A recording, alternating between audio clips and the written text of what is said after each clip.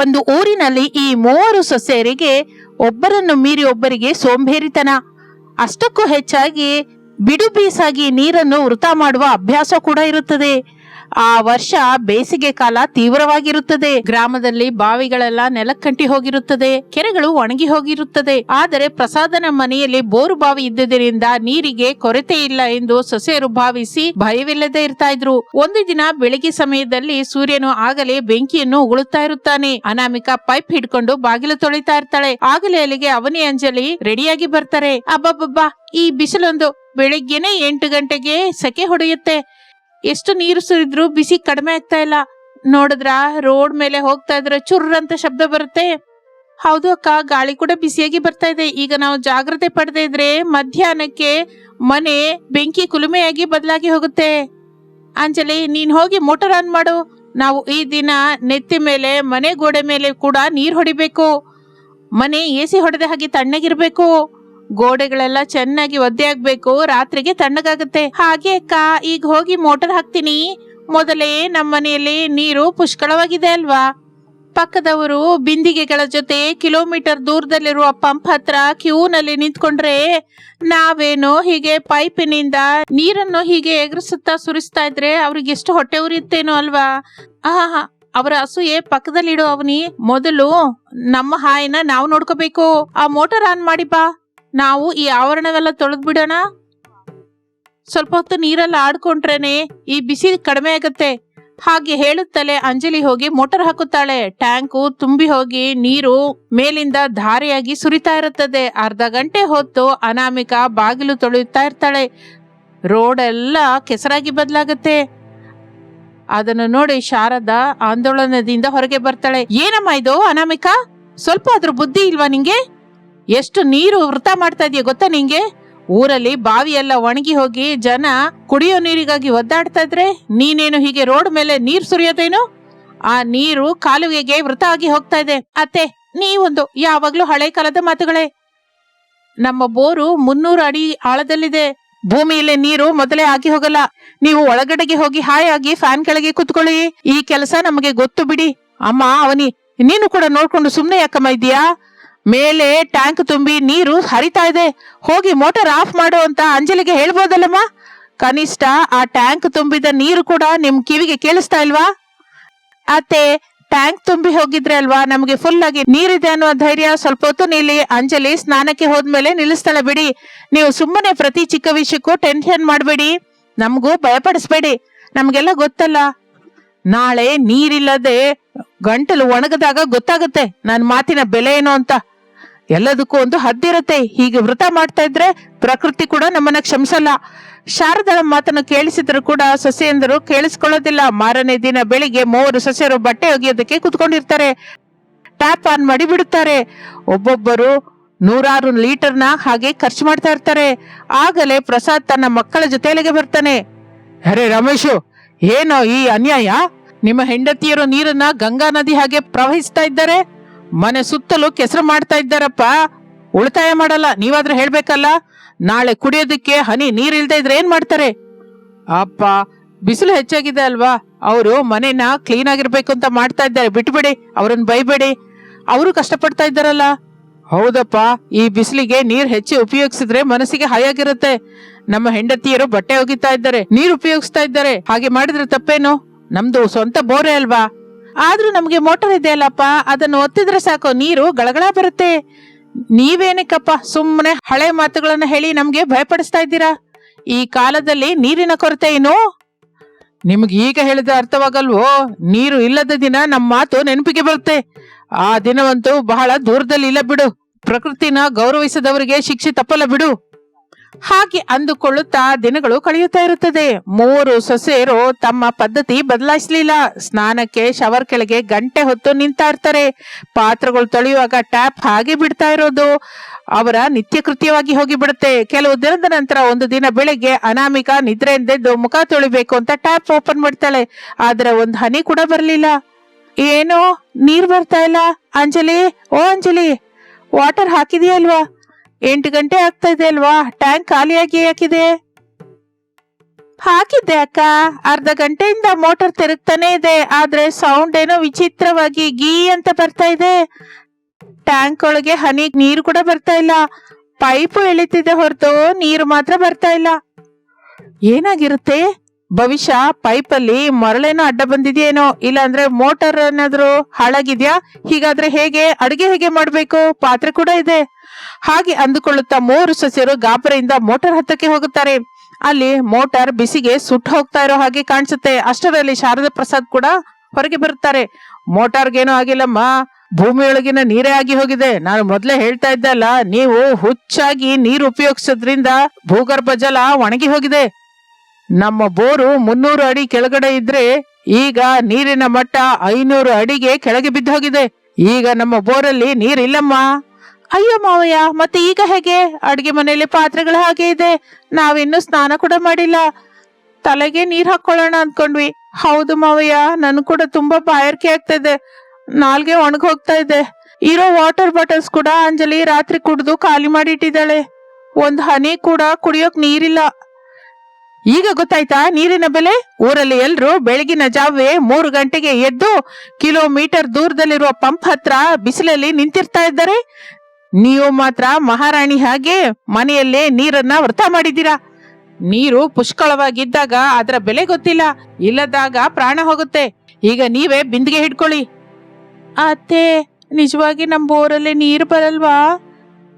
ಈಗ ನಾವು ಆ ಪಂಪ್ ಹತ್ರ ಹೋಗಿ ನೀರ್ ತರ್ಬೇಕಾ? 1 ಕಿಲೋಮೀಟರ್ ದೂರದಲ್ಲಿದೆ, ನನ್ನಿಂದ ಆಗಲ್ಲ ಅತ್ತೆ. ತಪ್ಪಲ್ಲಮ್ಮ, ಮತ್ತೆ ನಿಮ್ಮ ಮೂವರು ಗಂಡಂದಿರನ್ನು ಕೂಡ ಕರ್ಕೊಂಡು ಹೋಗಿ. ಈ ದಿನದಿಂದ 1 ಹನಿ ನೀರು ಸಂಪಾದಿಸೋದು ಎಷ್ಟು ಕಷ್ಟನೋ ನಿಮ್ಗೆ ಅರ್ಥವಾಗ್ಬೇಕಲ್ಲ.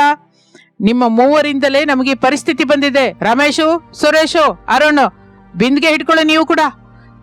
ಇನ್ನು ಆಗ ಗತ್ಯಂತರವಿಲ್ಲದೆ ಮೂವರು ಸಸ್ಯರು ಮಕ್ಕಳು ಬಿಂದಿಗೆಗಳನ್ನು ಹಿಡಿದುಕೊಂಡು ಊರಿನ ಕೊನೆಯಲ್ಲಿರುವ ಪಂಪ್ ಹತ್ರ ಹೋಗುತ್ತಾರೆ. ಆಗಲೇ ಅಲ್ಲಿಗೆ 100 ಜನ ಕ್ಯೂನಲ್ಲಿ ಇರ್ತಾರೆ. ಬಿಸಿಲು ಕೆಂಡದ ಹಾಗೆ ಸುಡ್ತಾ ಇರ್ತದೆ. ಅಬ್ಬಬ್ಬಬ್ಬ, ಬಿಸಿಲಿಗೆ ತಲೆ ಒಡೆದು ಹೋಗ್ತಾ ಇದೆ.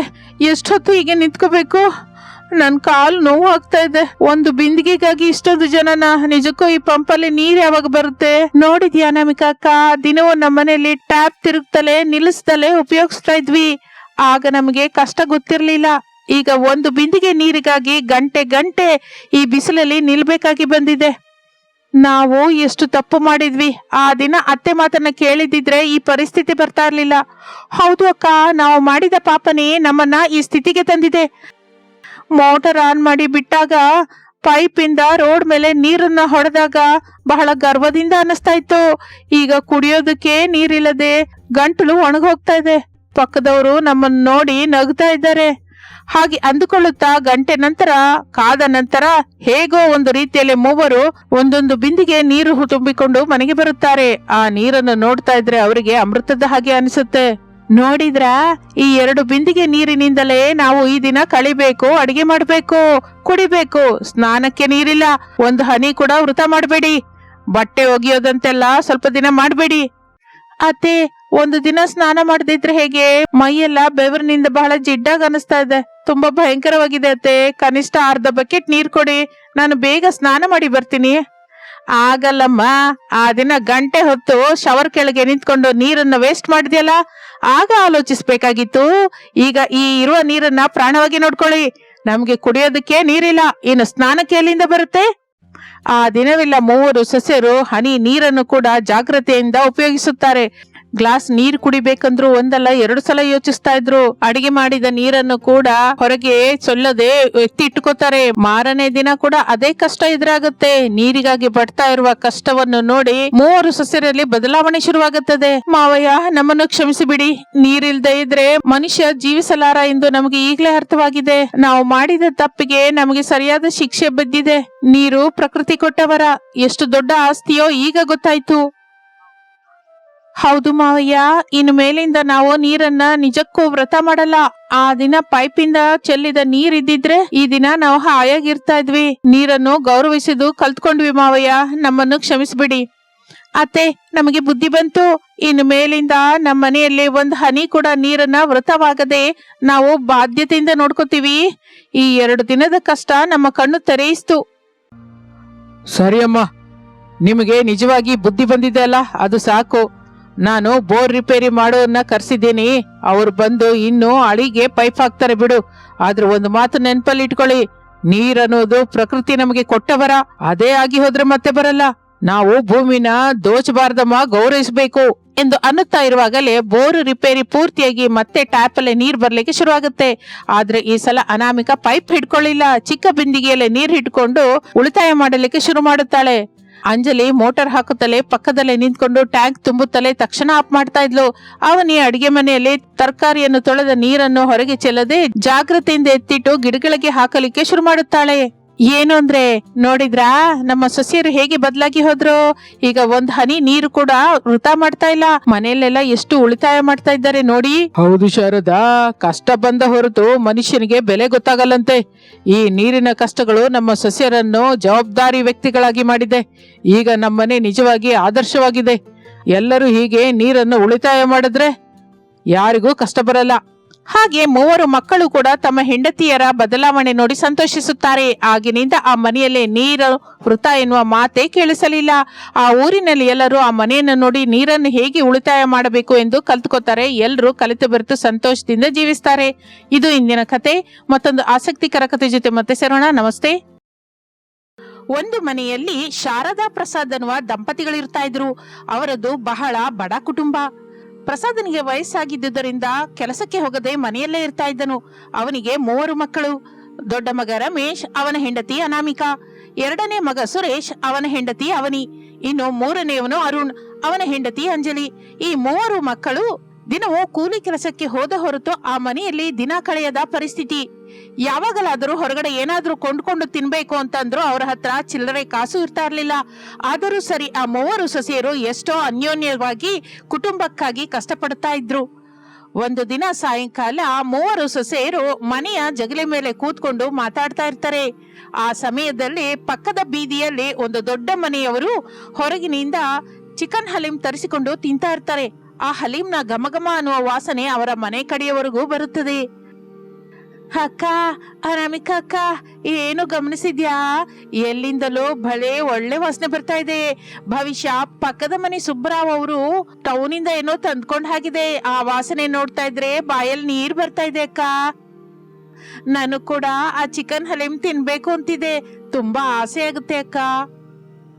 ಅವನಿ, ಅಂಜಲಿ, ನನಗೆ ಘಮಘಮ ನೋಡ್ತಾ ಇದ್ರೆ ಹೊಟ್ಟೆಯಲ್ಲಿ ಹಸಿವು ಉರಿದು ಹೋಗ್ತಾ ಇದೆ. ಆ ಹಲೀಂ ಮೇಲೆ ಹುರಿದ ಈರುಳ್ಳಿ, ಗೋಡಂಬಿ ಹಾಕೊಂಡು ತಿಂತಾ ಇದ್ರೆ ನೋಡು, ಅಬ್ಬಾ, ನಾವು ಕೂಡ ಯಾವಾಗಲಾದ್ರೂ ಹಾಗೆ ಹೊರಗಿಂದ ತರಿಸ್ಕೊಂಡು ತಿಂದ್ರೆ ಎಷ್ಟು ಚೆನ್ನಾಗಿರುತ್ತೋ ಅಲ್ವಾ ಅಕ್ಕ? ಜೀವನದಲ್ಲಿ ಒಂದು ಸಲವಾದ್ರೂ ಆ ಹಲೀಂನ ರುಚಿ ನೋಡ್ಬೇಕು ಅಂತಿದೆ. ನಿಮ್ಮಿಬ್ಬರ ದುಃಖ ನನ್ಗೆ ಅರ್ಥವಾಗುತ್ತೆ. ಆದ್ರೆ ನಮ್ಮ ಪರಿಸ್ಥಿತಿ ನಿಮ್ಗೆ ಗೊತ್ತಿಲ್ಲದೇನಲ್ವಾ?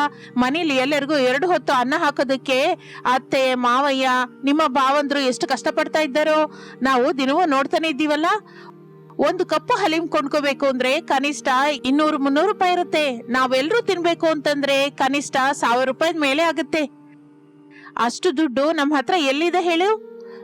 ನಿಜಾನೇ ಅಕ್ಕ, ನಾವು ಬಡವರು, ಹೊತ್ತು ಕಳೆಯದ ಬಡವರು. ಇಂಥ ದೊಡ್ಡ ಆಸೆಗಳನ್ನ ಕೋರ್ಕೊಳ್ಳೋದು ಕೂಡ ದೊಡ್ಡ ಪಾಪವೇ ಏನೋ. ನಮ್ಮ ಹಣೆ ಬರಹ ಯಾವಾಗ ಬದಲಾಗುತ್ತೋ ಇಲ್ವೋ ಅಷ್ಟೇ ಕಣೆ. ನಮ್ಮ ಕರ್ಮಕ್ಕೆ ಆ ವಾಸನೆ ನೋಡಿ ಹೊಟ್ಟೆ ತುಂಬಿಸ್ಕೋಬೇಕು ಹೊರತು ತಿನ್ನುವ ಅದೃಷ್ಟ ನಮ್ಗೆ ಎಲ್ಲಿದೆ? ಸರಿ ಬನ್ನಿ, ಹೋಗಿ ರಾತ್ರಿಗೆ ಗಂಜಿ ನೀರು ಕಾಯಿಸೋಣ. ಅಷ್ಟರಲ್ಲಿ ರಮೇಶ್, ಸುರೇಶ್, ಅರುಣ್ ಕೆಲಸದಿಂದ ಸುಸ್ತಾಗಿ ಮನೆಗೆ ಬರುತ್ತಾರೆ. ಸೊಸೆಯರು ಮಾತನಾಡಿಕೊಂಡ ಮಾತುಗಳು ಆಗಲೇ ಬಾಗಿಲ ಹೊರಗಿರುವ 3 ಅಣ್ಣ ತಮ್ಮಂದಿರು ಕೇಳಿಸ್ಕೊತಾರೆ. ಅವರು ಬಹಳ ದುಃಖದಿಂದ ಒಳಗಡೆಗೆ ಬರ್ತಾರೆ. ಅನಾಮಿಕಾ, ನೀವು ಮಾತಾಡೋ ಮಾತುಗಳನ್ನ ನಾವು ಹೊರಗಿನಿಂದ ಕೇಳಿಸ್ಕೊಂಡ್ವಿ. ನಿಮ್ಗೆ ಚಿಕನ್ ಹಲೀಂ ತಿನ್ಬೇಕು ಅಂತಿದ್ಯಾ? ಅದು ತಿನ್ನೋಕಾಗ್ತಿಲ್ಲ ಅಂತ ಯಾಕೆಲ್ಲ ಅಷ್ಟು ದುಃಖ ಪಡ್ತಾ ಇದ್ದೀರಾ? ಹೌದು ಅತ್ತಿಗೆ, ನೀವು ಕೇಳೋದು ಕೂಡ ಯಾಕೆ ಭಯ ಪಡ್ತಾ ಇದ್ದೀರೋ? ನಾವು ರಾತ್ರಿ ಹಗಲು ಎಷ್ಟು ಕಷ್ಟಪಟ್ಟರು ನಿಮಗೆ ಕನಿಷ್ಠ ಇಷ್ಟಪಟ್ಟ ಒಂದು ಚಿಕ್ಕದಾದ ವಸ್ತು ಕೂಡ ಕೊಡಿಸಲಾಗದೆ ಹೋಗ್ತಾ ಇದೀವಿ. ನಮ್ಮ ಮೇಲೆ ನಮಗೆ ಅಸಹ್ಯ ಅನಿಸ್ತಾ ಇದೆ. ಒಂದು ಕಡೆ ಅಪ್ಪಗೆ ಕೂಡ ಆರೋಗ್ಯ ಚೆನ್ನಾಗಿಲ್ಲ. ಬರುವ ದುಡ್ಡೆಲ್ಲ ಮನೆ ಖರ್ಚಿಗೆ, ಅಪ್ಪನ ಔಷಧಿಗೆ ಖಾಲಿ ಆಗ್ತಾ ಇದೆ. ಹಬ್ಬ ಬಂದ್ರು ಹರಿದಿನ ಬಂದ್ರು ನಿಮಗೆ ಹೊಸ ಬಟ್ಟೆ ಕೂಡ ಕೊಂಡ್ಕೊಳ್ಳಲಾರದ ಪರಿಸ್ಥಿತಿ ನಮ್ದು. ನಮ್ಮನ್ನು ಕ್ಷಮಿಸ್ಬಿಡಿ ಅತ್ತಿಗೆ, ನೀವು ಕೇಳಿದ ಚಿಕ್ಕ ಹಲೀಂ ಕೂಡ ತರಲಾರ್ದೆ ಹೋಗ್ತಾ ಇದ್ದೀವಿ. ಅಯ್ಯೋ, ನೀವೇನು ಹಾಗೆ ಮಾತಾಡ್ತಾ ಇದ್ದೀರಾ? ನೀವೇನು ದುಃಖ ಪಡಬೇಡಿ. ಏನೋ ವಾಸನೆ ಬರ್ತಾ ಇದ್ರೆ ಹೆಂಗಸರಲ್ವಾ, ಏನೋ ವಯಸ್ಸಲ್ಲಿ ಇದ್ದೀವಲ್ಲ ಅಂತ ಬಾಯಿ ಕಟ್ಕೊಳ್ಳಲಾರ್ದೆ ಹಾಗೆ ಮಾತಾಡಿದ್ವಿ ಅಷ್ಟೇ. ನೀವು ಅದ್ರ ಬಗ್ಗೆ ಏನು ಆಲೋಚಿಸ್ಬೇಡ್ರಿ. ಹೌದು ರೀ, ನೀವು ಪಡುವ ಕಷ್ಟದ ಮುಂದೆ ಈ ಆಸೆಗಳೇನು ಹೇಳಿ? ನೀವು ನಮಗಾಗಿ ರೋಡ್ ಮೇಲೆ ಬೆವರು ಸುರಿಸ್ತಾ ಇದ್ದೀರಾ. ನಿಮಗಿಲ್ಲದ ಆಸೆ ನಮಗೇನಕ್ಕೆ ಹೇಳಿ? ನೀವೇನು ಮನ್ಸಲ್ಲಿ ಇಟ್ಕೋಬೇಡಿ. ಹಾಗೆ ಅಂದುಕೊಂಡು ರಾತ್ರಿ ಎಲ್ಲರೂ ಮಲಗಿದ ಮೇಲೆ ಅನಾಮಿಕಂಗೆ ಒಂದು ಆಲೋಚನೆ ಬರುತ್ತೆ. ಮಾರನೇ ದಿನ ಬೆಳಿಗ್ಗೆ ತನ್ನ ವಾರಗಿತ್ತಿಯರನ್ನು ಹಿತ್ತಲಿಗೆ ಕರೆಸುತ್ತಾಳೆ. ಅವನಿ, ಅಂಜಲಿ, ಸ್ವಲ್ಪ ಈ ಕಡೆ ಬನ್ನಿ. ನಿನ್ನೆ ರಾತ್ರಿ ನಿಮಗೆ ಹಲೀಂ ತಿನ್ಬೇಕು ಅನ್ಸಿತ್ತಲ್ವಾ? ಹೊರಗಡೆ ಹೋಟೆಲಲ್ಲಿ ಕೊಂಡ್ಕೊಂಡ್ರೆ ಬಹಳ ಖರ್ಚಾಗುತ್ತೆ. ಅವ್ರು ಏನೇನೋ ಬಣ್ಣಗಳು ಸೇರಿಸ್ತಾರೆ. ಆದ್ರೆ ನಾವೇ ಸ್ವಯಂ ಆಗಿ ನಮ್ಮ ಮನೇಲಿ ತಯಾರು ಮಾಡ್ಕೊಂಡ್ರೆ ಹೇಗಿರುತ್ತೆ? ಮನೇನಲ್ಲ, ಹಲೀಂ ಮಾಡೋದು ತುಂಬಾ ಕಷ್ಟ ಅಲ್ವಕ್ಕ? ಅದಕ್ಕೆ ಗಂಟೆ ಹೊತ್ತು ರುಬ್ಬಬೇಕು. ಮೇಲಾಗಿ ಅದಕ್ಕೆ ತುಂಬಾ ಸಾಮಾನ್ ಕೊಂಡ್ಕೋಬೇಕಲ್ವಾ? ತುಂಬಾ ಖರ್ಚಾಗುತ್ತೆ. ಹೌದು ಅಕ್ಕ, ಚಿಕನ್, ಗೋಧಿ ರವೆ, ತುಪ್ಪ, ಗೋಡಂಬಿ, ತರತರವಾದ ಮಸಾಲೆಗಳು ಇವೆಲ್ಲ ಬೇಕು. ನಮ್ಮ ಹತ್ರ ದುಡ್ಡೆಲ್ಲಿದೆ? ಅದು ದೊಡ್ಡವರು ತಿನ್ನುವ ಅಡಿಗೆ ಅಲ್ವಾ? ನನ್ನ ಹತ್ರ ತರಕಾರಿ ಖರ್ಚಿನಿಂದ ಮಿಕ್ಕಿ ಎತ್ತಿಟ್ಟ ಒಂದು 100 ರೂಪಾಯಿ ಇದೆ. ನಿಮ್ ಹತ್ರ ಏನಾದ್ರೂ ಚಿಲ್ಲರೆ ಇದೆಯಾ? ನನ್ನ ಹತ್ರ 50 ರೂಪಾಯಿ ಇದೆ ಅಕ್ಕ. ಮೊನ್ನೆ ನಿಮ್ಮ ಮೈದನ ಹಬ್ಬಕ್ಕೆ ಬಳೆ ಕೊಂಡ್ಕೊ ಅಂತ ಕೊಟ್ರು, ಆಗ ಎತ್ತಿಟ್ಕೊಂಡಿದ್ದೀರಿ. ನನ್ನ ಹತ್ರ ಕೂಡ ಒಂದು 50 ರೂಪಾಯಿ ವರೆಗಿರ್ಬೋದು. ನೋಡಿದ್ರ, ನಮ್ಮ 3 ಹತ್ರ ಸೇರಿ ಸುಮಾರಾಗಿ 200 ರೂಪಾಯಿ ಇದೆ. ಈ ದುಡ್ಡಿನಿಂದ 1/4 ಕೆಜಿ ಚಿಕನ್, ಸ್ವಲ್ಪ ಗೋಧಿ ರವೆ, ಕೆಲವು ಬೇಳೆಗಳನ್ನ ತರೋಣ. ತುಪ್ಪದ ಬದಲು ಮನೆಯಲ್ಲಿರುವ ಎಣ್ಣೆನೇ ಉಪಯೋಗಿಸೋಣ. ಮನೆಯಲ್ಲಿರುವ ಶುಂಠಿ ಬೆಳ್ಳುಳ್ಳಿ ಪೇಸ್ಟ್ ನಿಂದಲೇ ಅದ್ಭುತವಾಗಿ ಹಲೀಂ ಮಾಡ್ಕೊಳ್ಳೋಣ. ಅತ್ತೆ ಮಾವಯ್ಯ ಕೂಡ ಯಾವಾಗಲೂ ಇಂಥದ್ದು ತಿಂದಿರಲ್ವಲ್ಲ, ಅವರು ಕೂಡ ತಿಂದು ಎಷ್ಟೋ ಸಂತೋಷ ಪಡ್ತಾರೆ. ಅಬ್ಬಾ, ಎಷ್ಟು ಒಳ್ಳೆ ಆಲೋಚನೆ ಅಕ್ಕ. ನಮ್ಮ ಕೈಯಿಂದನೇ ಮಾಡಿದ್ರೆ ಆ ರುಚಿನೇ ಬೇರೆ ಅಲ್ವಾ? ಆದ್ರೆ ನಾನು ತಕ್ಷಣ ಹೋಗಿ ಕಿರಾಣ ಅಂಗಡಿಯಿಂದ ಸಾಮಾನ್ ತಗೊಂಡ್ಬರ್ತೀನಿ. ಹಾಗೆ ಅಂದುಕೊಂಡು 3 ಸೊಸೆಯರು ಸೇರಿ ಅಡಿಗೆ ಮನೆಯಲ್ಲಿ ಕೆಲಸ ಶುರು ಮಾಡುತ್ತಾರೆ. ಅನಾಮಿಕಾ ಚಿಕನ್ ಶುಭ್ರ ಮಾಡಿ ಮಸಾಲೆಯನ್ನು ಹಚ್ಚಿ ಬೇಯಿಸುತ್ತಾಳೆ. ಅವನಿ ಬೇಳೆಗಳು, ಗೋಧಿ ರವೆಯನ್ನು ನೆನೆಸಿ ಮೆತ್ತಗೆ ರುಬ್ಬುತ್ತಾಳೆ. ಅಂಜಲಿ ಈರುಳ್ಳಿಯನ್ನು ಸಣ್ಣಗೆ ಹಚ್ಚಿ ಚೆನ್ನಾಗಿ ಹುರಿಯುತ್ತಾಳೆ. ಆಗ ಶಾರದಾ ಅನಾಮಿಕಳ ಹತ್ರ ಈಗಂತಾಳೆ, ಏನಮ್ಮ ಅನಾಮಿಕಾ, ಅಡಿಗೆ ಮನೆಯಿಂದ ಏನೋ ಹೊಸ ವಾಸನೆ ಬರ್ತಾ ಇದೆ. ಮಸಾಲೆ ಘಮಘಮ ಅಂತ ಇದೆ. ಈ ದಿನ ಹಬ್ಬ ಏನು ಇಲ್ವಲ್ಲ, ಏನ್ ಅಡಿಗೆ ಮಾಡ್ತಾ ಇದ್ದೀರಾ? ಅತ್ತೆ, ನಿನ್ನೆ ಅವನಿ ಅಂಜಲಿಯರಿಗೆ ಚಿಕನ್ ಹಲೀಂ ತಿನ್ಬೇಕು ಅಂತ ಅನ್ಸಿತ್ತಲ್ವಾ? ಅದಕ್ಕೆ ನಾವು ಮನೆಯಲ್ಲೇ ನಮಗಿದ್ದುದರಲ್ಲಿ ಚಿಕನ್ ಹಲೀಂ ಮಾಡ್ತಾ ಇದ್ದೀವಿ. ಚಿಕನ್ ಹಲೀಮಾ? ಅದಕ್ಕೆ ತುಂಬಾ ಖರ್ಚಾಗುತ್ತಲ್ಲಮ್ಮ. ನಿಮ್ ಹತ್ರ ಅಷ್ಟು ದುಡ್ಡು ಎಲ್ಲಿಂದು? ನನ್ನ ಮಕ್ಕಳಿಗೆ ಏನಾದ್ರೂ ಸಾಲ ಮಾಡುವಂತೀರಾ ಏನು? ಅಯ್ಯೋ ಇಲ್ಲ ಮಾವಯ್ಯ, ನಾವು 3 ಉಳಿತಾಯ ಮಾಡಿ ಎತ್ತಿಟ್ಕೊಂಡ ಸ್ವಲ್ಪ ದುಡ್ಡಿನಿಂದ ಈ ಸಾಮಾನು ತಂದಿದ್ದೀವಿ. ಹೊರಗಡೆ ಕೊಂಡ್ಕೊಂಡ್ರೆ ತುಂಬಾ ಖರ್ಚಾಗುತ್ತೆ. ಅದೇ ಮನೆಯಲ್ಲಾದ್ರೆ ಎಲ್ರು ಹೊಟ್ಟೆ ತುಂಬಾ ತೃಪ್ತಿಯಾಗಿ ತಿನ್ಬಹುದಲ್ಲ ಅಂತ ಹೀಗೆ ಮಾಡ್ತಾ ಇದ್ದೀವಿ. ಎಷ್ಟು ಒಳ್ಳೆ ಮನಸ್ಸಮ್ಮ ನಿಂದು. ನಿನ್ನಂತಹ ಸೊಸೆ ಸಿಗೋದು ನಮ್ಮ ಅದೃಷ್ಟ. ಕಷ್ಟ ಕಾಲದಲ್ಲಿ ಕೂಡ ಕುಟುಂಬದ ಸಂತೋಷಕ್ಕಾಗಿ ಆಲೋಚಿಸ್ತಾ ಇದೀಯಾ? ಸರಿ ಸರಿ, ಉರಿ ತಗಲದ ಹಾಗೆ ಜಾಗೃತಿಯಾಗಿರಿ. ಹಾಗಿರುವಾಗ ಅನಾಮಿಕಾ ಅಡಿಗೆಯಲ್ಲಿ ಬಹಳ ನೈಪುಣ್ಯೆ. ಚಿಕನ್ ಅನ್ನು ಮೆತ್ತಗೆ ಬೇಯಿಸಿಕೊಂಡು ಬೇಳೆಗಳ ಮಿಶ್ರಣಕ್ಕೆ ಕಲಿಸಿ ಒಲೆ ಮೇಲೆ ಇಟ್ಟು ಸೌದೆ ಒಲೆಯಲ್ಲಿ ಬಹಳ ಕುದಿಸುತ್ತಾಳೆ. ಅಂಜಲಿ ಅವನಿಯರು ಸರಿದಿಯಾಗಿ ಸೌಟಲ್ಲಿ ತಿರುಗುತ್ತಾ ಸಹಾಯ ಮಾಡುತ್ತಾರೆ. ಅವನಿ ಮೇಲಿನಿಂದ ಹುರಿದ ಈರುಳ್ಳಿ ಮತ್ತು ಕೊತ್ತಂಬರಿಯನ್ನು ಚೆಲ್ಲುತ್ತಾಳೆ. ಮನೆಯೆಲ್ಲ ಹಲೀಂ ವಾಸನೆಯಿಂದ ತುಂಬಿ ಹೋಗುತ್ತೆ. ಅಕ್ಕ, ವಾಸನೆ ಸಖತ್ತಾಗಿದೆ ಅಲ್ವಾ? ನನಗಂತೂ ಈಗ್ಲೇ ತಿನ್ಬೇಕು ಅನ್ನಿಸ್ತಾ ಇದೆ. ಹೊಟ್ಟೆಯಲ್ಲಿ ಇಲಿಗಳು ಓಡ್ತಾ ಇದೆ. ಸ್ವಲ್ಪ ಹೊತ್ತು ನಿಲ್ಲಿ, ಸಾಯಂಕಾಲ ನಿಮ್ಮ ಭಾವಂದ್ರು ಬರ್ತಲೆ, ಎಲ್ಲರೂ ಸೇರಿ ತಿನ್ನೋಣ. ಆಗ್ಲೇ ಅದಕ್ಕೆ ನಿಜವಾದ ಮಜಾ. ಹಾಗೆ ಅಂದುಕೊಳ್ಳುತ್ತಾ ಇರುವಾಗಲೇ ಸಾಯಂಕಾಲ ರಮೇಶ್, ಸುರೇಶ್, ಅರುಣ್ ಕೆಲಸದಿಂದ ಸುಸ್ತಾಗಿ ಮನೆಗೆ ಬರುತ್ತಾರೆ. ಮನೆಯಲ್ಲಿ ಕಾಲಿಡುತ್ತಲೇ ಅಲ್ಲಿ ಬರ್ತಾ ಇರುವ ಸುವಾಸನೆ ನೋಡಿ ಆಶ್ಚರ್ಯ ಹೋಗುತ್ತಾರೆ. ಏನಮ್ಮ, ಮನೆಯಲ್ಲ ಏನೋ ಹೊಸ ವಾಸನೆ ಬರ್ತಾ ಇದೆ. ಏನಾದ್ರೂ ಸ್ಪೆಷಲ್ ಮಾಡಿದೀರಾ ಏನೋ? ನಿಮ್ಮ ಹೆಂಡತಿಯರು ಈ ದಿನ ಚಿಕನ್ ಹಲೀಂ ಮಾಡಿದ್ದಾರೆ ಕಣ್ರು.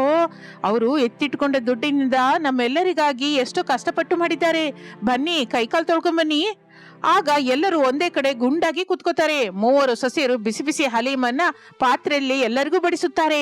ಮೊದಲು ಪ್ರಸಾದ್, ಶಾರದಾ ತಿನ್ನುತ್ತಾರೆ. ಆಹಾ, ಅದ್ಭುತ ಅಮ್ಮ, ಅದ್ಭುತ. ನಾನು ನನ್ನ ಜೀವನದಲ್ಲಿ ಇಂಥ ರುಚಿಕರವಾದ ಹಲೀಂನ ಯಾವತ್ತೂ ತಿಂದಿಲ್ಲಮ್ಮ ಅನಾಮಿಕಾ. ಯಾವ ಹೋಟೆಲಲ್ಲಿ ಕೂಡ ಇಷ್ಟು ರುಚಿ ಬರೋದಿಲ್ಲ. ಬಾಯಲ್ಲಿ ಹಾಕೊಂಡ್ರೆ ಹಾಗೆ ಕರ್ಗೋಗುತ್ತೆ. ಸೂಪರ್ ಆಗಿದೆ ಅಮ್ಮ. ಹೌದಮ್ಮ, ನನ್ಗಂತೂ ಅಮೃತದ ಹಾಗಿದೆ. ನಿನ್ನ ಕೈಯಲ್ಲಿ ಏನೋ ಮಾಯ ಇದೆ ಅಮ್ಮ. ಈ ವಯಸ್ಸಲ್ಲಿ ಇಂತಹ ರುಚಿ ನೋಡ್ತೀನಿ ಅಂತ ನಾ ಕನ್ಸಲ್ ಕೂಡ ಅನ್ಕೊಂಡಿರ್ಲಿಲ್ಲ. ಬಹಳ ಸೂಪರ್ ಆಗಿದೆ ಅಮ್ಮ. Wow, super Anamika. ಇದು ನಿಜಕ್ಕೂ ನಾವು ಮನೇಲಿ ಮಾಡಿದೀವಿ ಅಂದ್ರೆ ಯಾರು ನಂಬಲ್ಲ. ಅಷ್ಟು ಪರ್ಫೆಕ್ಟ್ ಆಗಿ ಬಂದಿದೆ. ನಮ್ಮ ಕಷ್ಟವೆಲ್ಲ ಈ ರುಚಿ ನೋಡಿದ ನಂತರ ಹೀಗೆ ಮಾಯವಾಗಿ ಹೋಯ್ತು. ಹೌದು ಅಣ್ಣಯ್ಯ, ಬಜಾರಲ್ಲಿ ಮಾರೋದಕ್ಕಿಂತ ನಮ್ಮ ಮನೆಯಲ್ಲಿ ಮಾಡಿದ ಹಲೀಂ 1000 ಪಟ್ಟು ಚೆನ್ನಾಗಿದೆ. ನಮ್ಮ ಅತ್ತಿಗೆ ಕೈ ಅಡಿಗೆ ಯಾವಾಗ್ಲೂ ಅದ್ಭುತಾನೆ. ಅಂಜಲಿ, ನೀನು ಅತ್ತಿಗೆಯರು ಸೇರಿ ನಮಗೆ ಒಂದು ಒಳ್ಳೆ ಊಟ ಕೊಟ್ಟಿದ್ದೀರಿ ಈ ದಿನ. ನಾನು ಎಷ್ಟು ಬಟ್ಟಲಾದ್ರೂ ತಿಂತೀನಿ. ಇದೆಲ್ಲ ನಮ್ಮ ಒಗ್ಗಟ್ಟಿನಿಂದಲೇ ಸಾಧ್ಯ. ಎಲ್ರೂ ಸಂತೋಷವಾಗಿದ್ರೆ ನನ್ನ ಹೊಟ್ಟೆ ತುಂಬಿ ಹೋಗುತ್ತೆ. ನೀವು ಹೀಗೆ ಆನಂದವಾಗಿ ತಿಂತಾ ಇದ್ರೆ ನಾವು ಪಟ್ಟ ಕಷ್ಟವೆಲ್ಲ ಮರ್ತು ಹೋಗ್ತೀವಿ. ಹಾಗೆ ಅಂದುಕೊಳ್ಳುತ್ತಾ ಎಲ್ಲರೂ ಸಂತೋಷದಿಂದ ತಿಂದ ನಂತರ ಅನಾಮಿಕಂಗೆ ಒಂದು ಅದ್ಭುತವಾದ ಆಲೋಚನೆ ಬರುತ್ತೆ. ಎಲ್ಲರನ್ನು ಹಾಲ್ಗೆ ಕರೆಸುತ್ತಾಳೆ. ಮಾವಯ್ಯ, ಅತ್ತೆ, ನನಗೆ ಒಂದು ಆಲೋಚನೆ ಬಂತು. ನಿಮ್ಮೆಲ್ಲರಿಗೂ ಈ ಹಲೀಂ ತುಂಬಾ ಹಿಡಿಸಿದೆ ಅಲ್ವಾ? ಬಹಳ ಸೂಪರ್ ಆಗಿದೆ ಅಂತ ಅಂದ್ರಲ್ಲ. ನಮ್ಮ ಪರಿಸ್ಥಿತಿ ಏನು ನಿಮಗೆ ಗೊತ್ತಿಲ್ಲದೇನಲ್ಲ. ಯಾವಾಗಲೂ ನಾವು ಹೀಗೆ ಬಡತನದಲ್ಲೇ ಇರ್ಬೇಕಾ? ತುತ್ತು ತುತ್ತಿಗಾಗಿ ನಾವು ಎಷ್ಟು ದಿನ ಅಂತ ಕಾಯ್ಬೇಕು? ನಾವು ಈ ಹಲೀಂನ ಒಂದು ವ್ಯಾಪಾರವಾಗಿ ಯಾಕೆ ಬದಲಾಯಿಸಬಾರ್ದು? ವ್ಯಾಪಾರನ? ನಮ್ಗೆ ವ್ಯಾಪಾರ ಮಾಡೋದು ಕೈಯಲ್ಲಾಗಲ್ಲಮ್ಮ.